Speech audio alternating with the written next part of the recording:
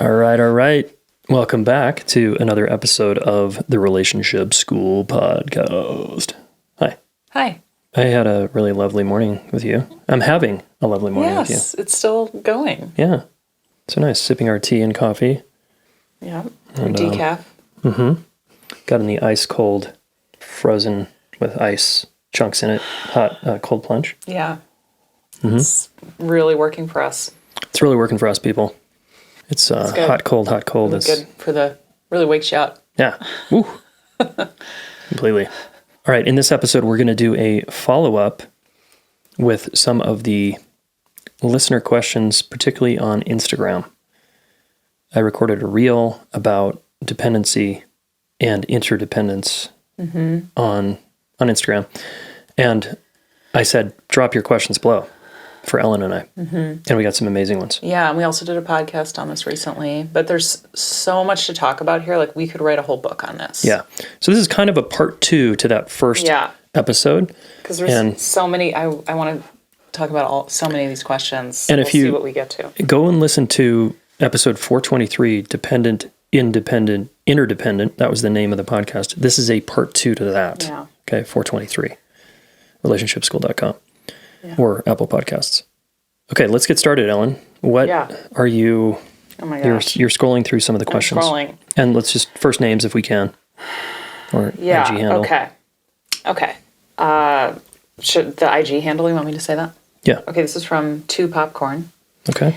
And basically the question is, I feel so dependent on my partner, and I think he is very independent. Can there actually be a difference between the partner's independency? Does that change over time? What can I do when I get triggered by his independence? Yeah. Right. Okay. Well, you two, I just want to point out that what a perfect relationship where you've attracted kind of an opposite. There's an independent, more, quote, independent partner, and there's a more dependent partner, which is an opposite. That's a polarity, right? That's normal. That's very normal. It's very normal. And yeah, we could be talking about dependence and independence. We could be talking about, we could look through a lens of attachment styles. We could look through a lens of just personality traits. So right now we're looking through the lens of someone who is more in touch with their feelings of dependence and someone who's more in touch with their feelings of independence. Yeah. Or need to feel independent. And yes, I think that people can have kind of different comfort levels with how much do we do on our own when it comes to connection and regulation, and how much do we do together as a couple.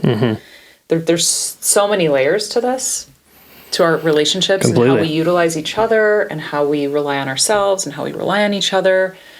And so, yes, it's very normal for people to be different there, and have come from different cultures around what do I expect myself to be able to do, and what do I expect to get from my partnership, or how do I utilize another person? Yeah. All of that. Yeah. So I think that's really normal that there's a difference. Yes. Does that change over time? It can. I mean, if 2 people are doing the work, which means they're self-reflecting, they're working through conflict to get back to a good place, they go get help when they need it, then the more independent person, your partner, will grow their capacity to acknowledge that they are in fact dependent at times, and they won't have a problem with that. Yeah, honey, I really depend on you for finances, or for taking care of the house, or for looking after our pets or kids. And there would be a ability to acknowledge that, yeah, I'm independent. I'm maybe slanted toward more independent, but I'm also dependent on you. And you would be developing your capacity for independence within the context of the relationship. That it's actually good for you to go take space, do things for yourself, by yourself, without this person, that you are okay. So if the relationship crumbles, you're okay. Because you have this capacity to be independent and take care of yourself. Yeah, I mean, we want to have a range here. And I think every couple gets to decide together, ideally, kind of how much closeness and connection they want, how much separateness they want, how to navigate that sensitively so that both people feel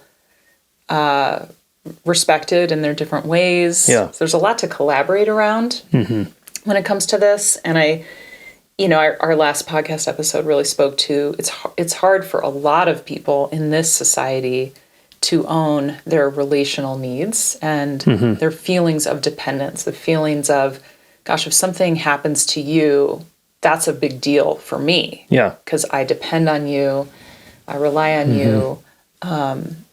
It's hard for us to accept that as a society. So yeah, and sadly, just the word dependence, it's so charged. It's like charged. needs. It's like needs, like saying So someone charged. has relational needs, like even though we all do. A lot of people claim they don't need anybody. Talk about it. It's hard. It can be hard, and it can be hard to be in a partnership with someone who's really convinced that they don't need anything from you. Yeah.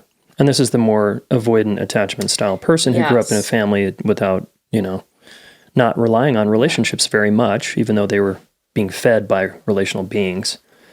But fed crumbs. Fed crumbs. But fed food. Sorry. Oh, yeah. Fed food. I was thinking food and shelter. Some of their basic needs were met, food, clothing, shelter. Other people. But they got really good at and used to a world without relying on anyone for their emotional life, inner life.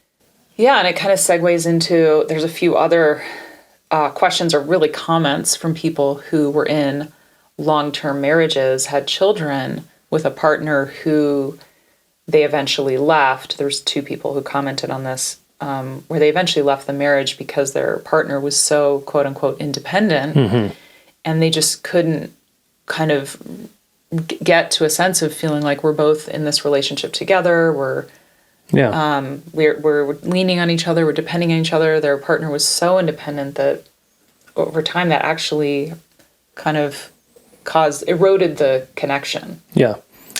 And that does happen if someone wants to feel more connected and the other person's like, I don't need that or want that. That's okay. But you can't go forward in your partnership if you both want, those are like 2 different kinds of relationships. Classic example is me prior to meeting you. A relationship would end and I was fine.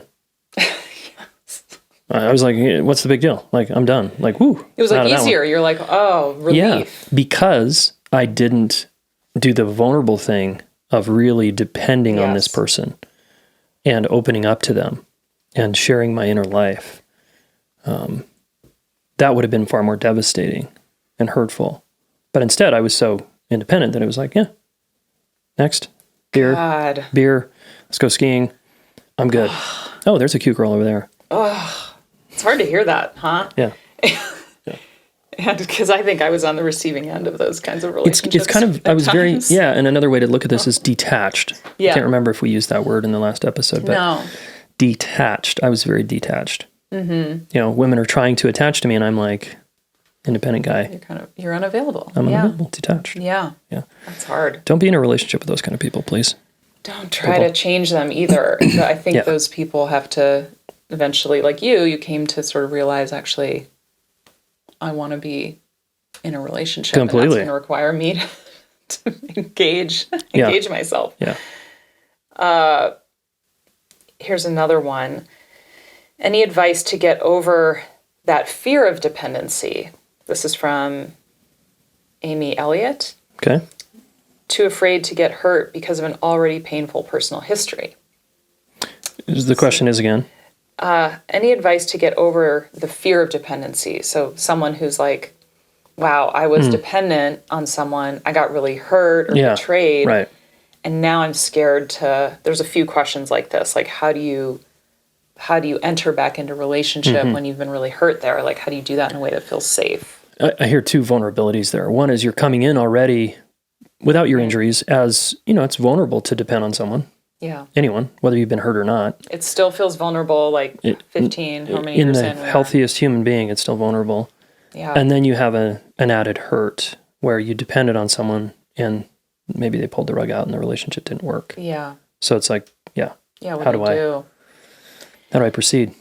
Yeah. And sometimes I see couples, I'm just thinking of some couples where they're committed, they're married, but one partner is still afraid that they can't really depend on this person. And so they do things there's a lot of arguments that happen. There's a lot of like testing and pushing. Like, see, I can't really depend on you. You won't really show up for me. And anyway, these fears of dependency can create a lot of annoying behaviors. A lot of annoying behaviors, a lot of friction or conflict. Yeah.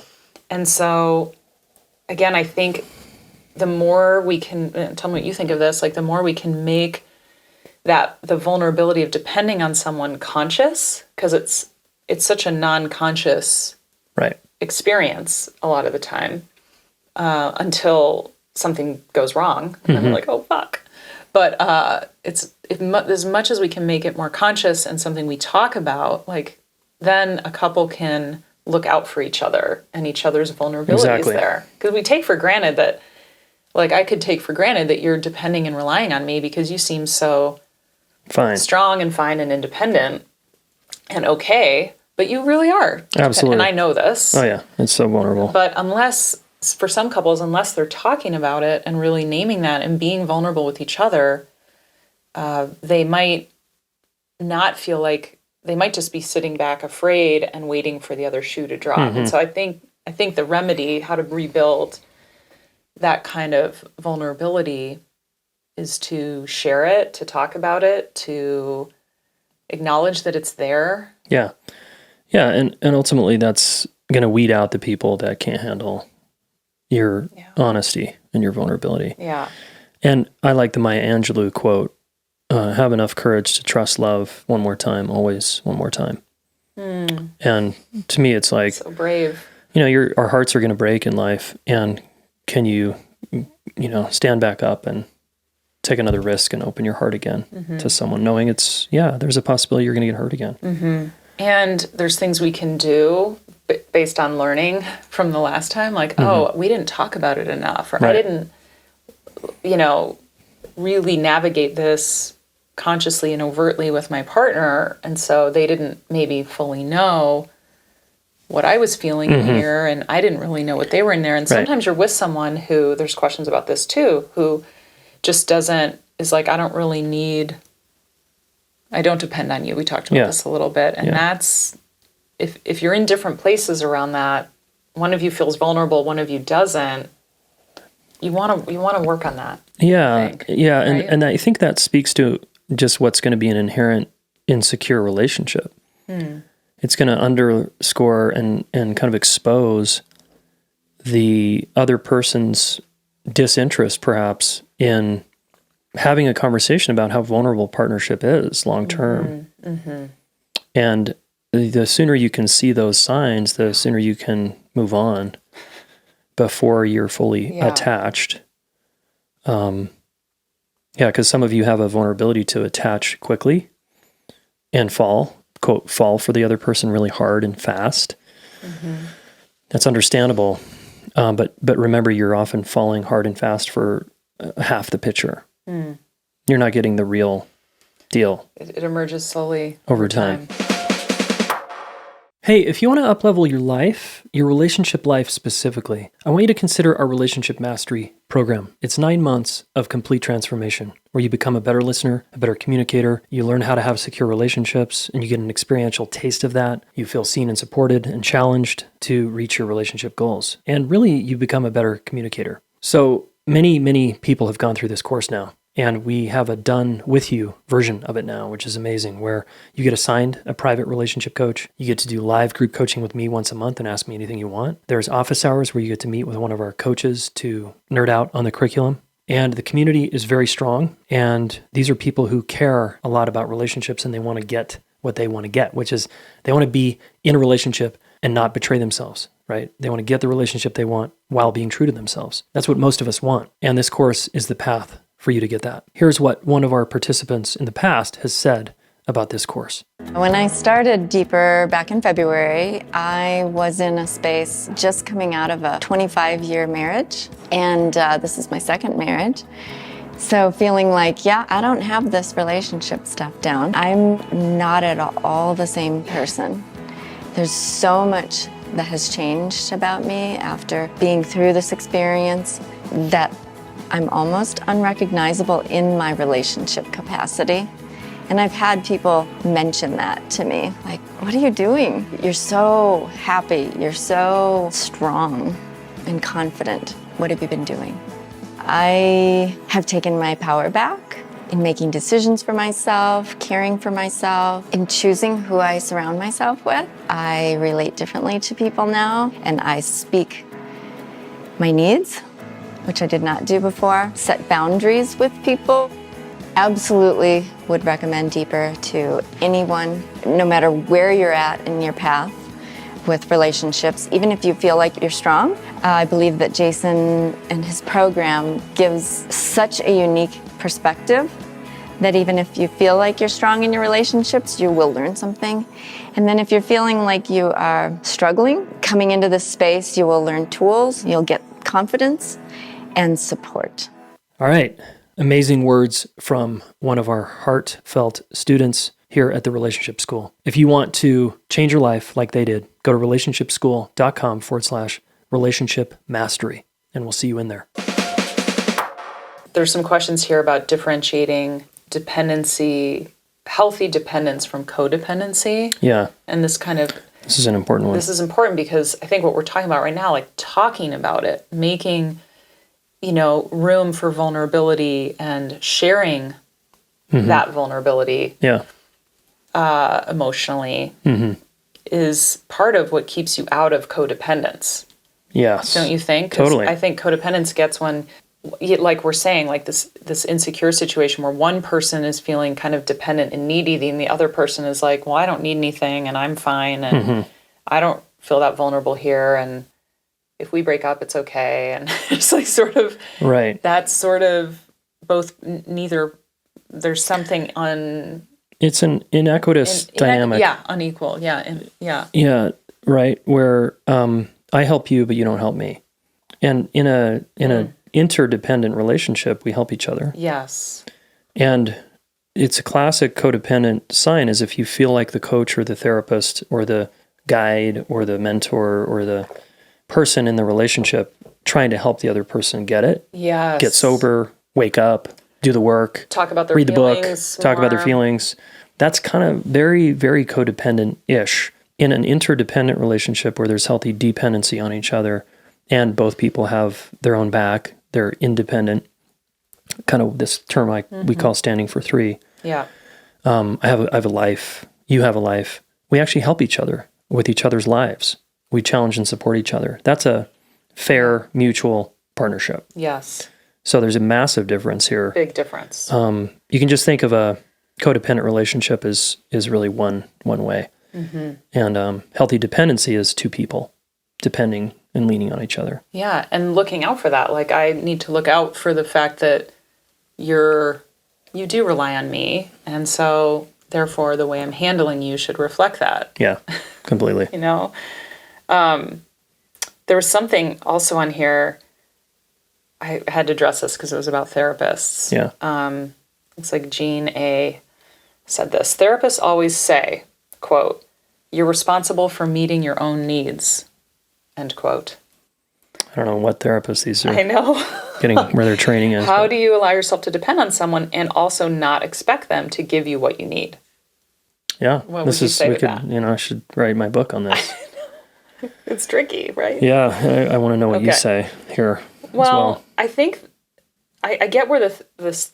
I don't know that maybe the therapist comment was taken further than the therapist meant. Yeah, taken out of context here. I want to give the benefit out here because as human beings, we are biologically not capable to meet all of our own needs. Like we can't do it. Yeah. I can feed myself, clothe myself, I can earn money. Basic needs can happen as I grow into adulthood, but we have deep relational social needs that are survival needs. We need each other to survive. We are social animals.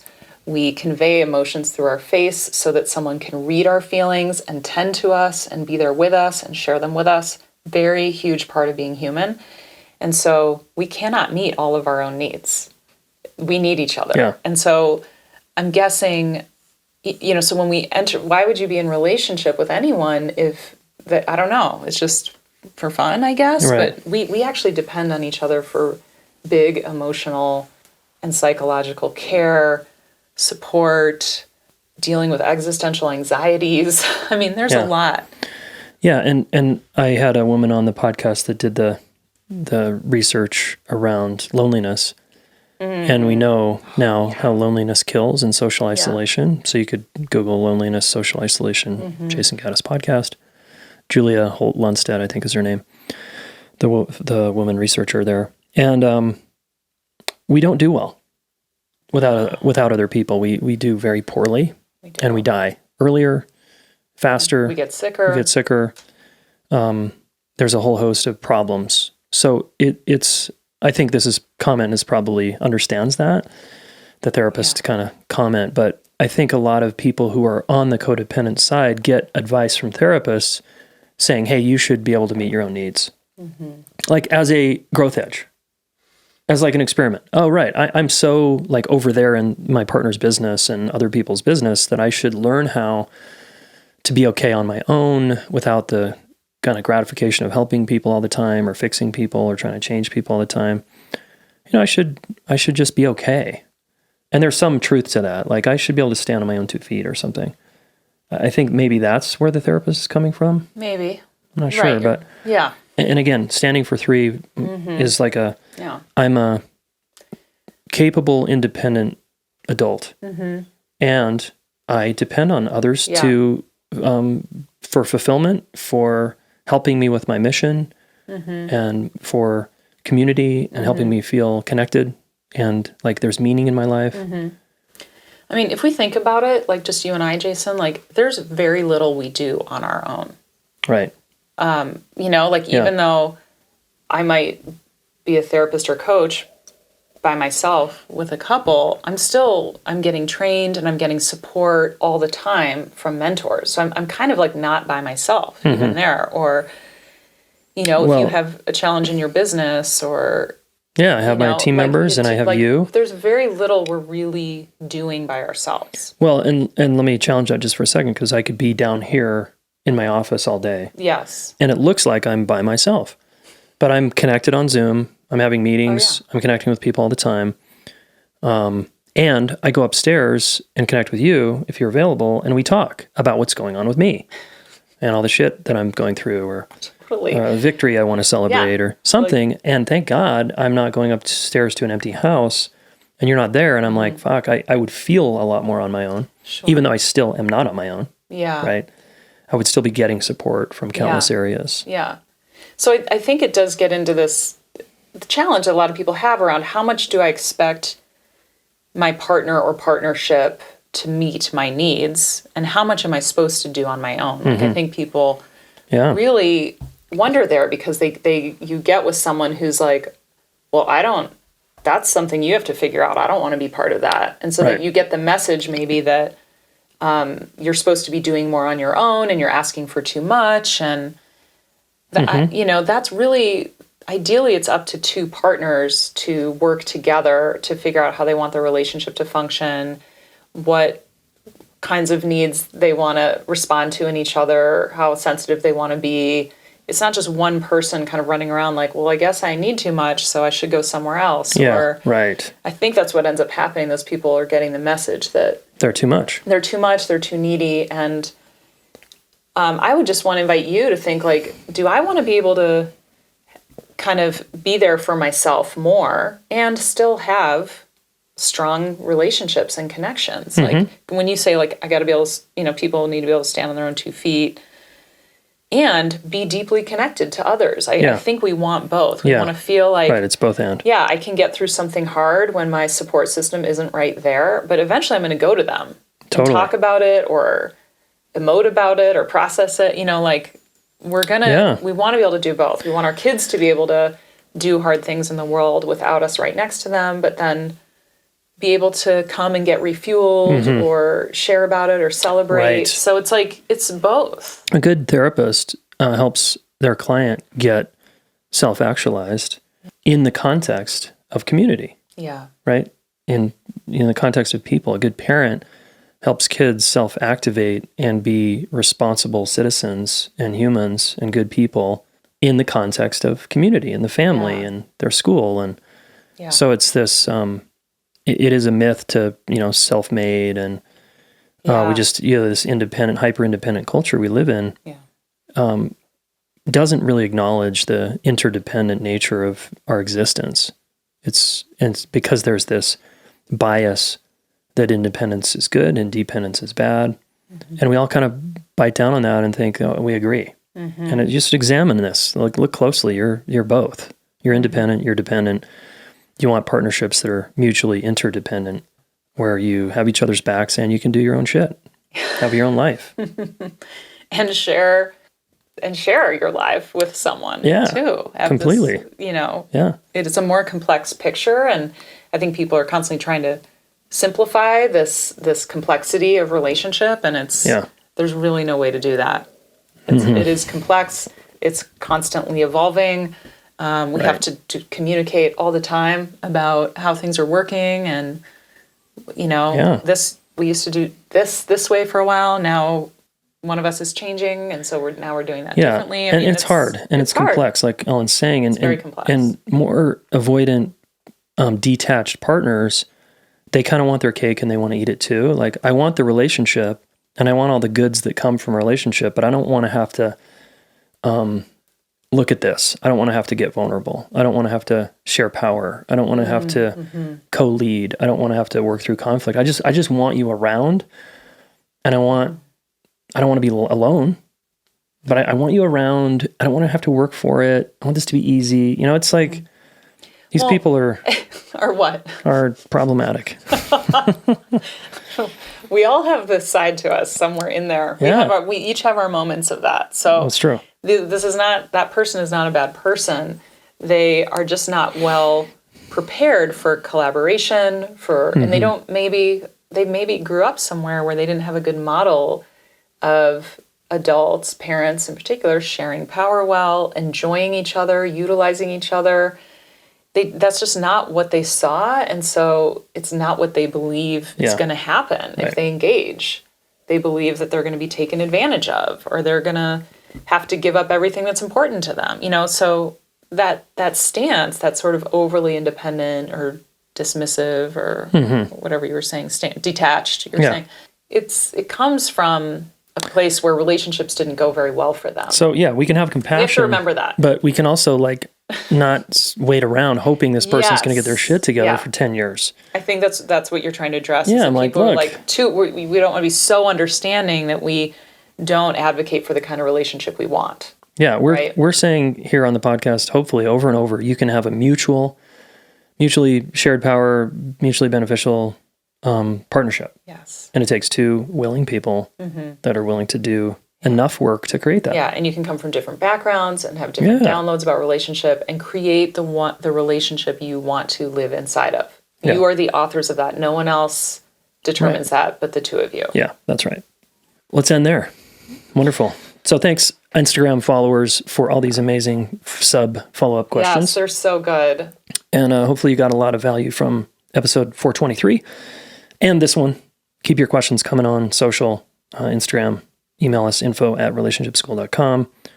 You can find us there. You can find Ellen at Ellen Bader, Boeder, on Instagram too. And thanks, honey. Yeah, thank you. Yeah, let's go be interdependent. Interdependent, great. Yes. Let's do it. As you know, I've dedicated my life to helping people with their relationships, right? I want to solve this problem so that all of you can work through your differences and have fulfilling, amazing, badass partnerships and relationships, family, coworkers, friends, whoever. And I have trained a ton of relationship coaches, almost 100 certified relationship coaches, to help you specifically work through your relationship challenges. So I want to invite you to a special deal we're offering to the podcast listener, where you can get 50% off your first month of coaching with one of our amazing relationship coaches. Okay, if you're tired of therapy, it feels like that's going around in a circle, or you want to actually set goals and accomplish your relationship goals, hire a relationship coach. Okay, go to relationshipschool.com/get coaching now, and then use the coupon code FIRST50 to get the 50% deal off your first month of relationship coaching. Super psyched. to have our amazing coaches serve you and help you get to the next level. Hey, thanks so much for listening. Please subscribe to this YouTube channel. Share one of these videos with a friend. We want to help the planet get their act together around relationships, and you are one of them, so thank you.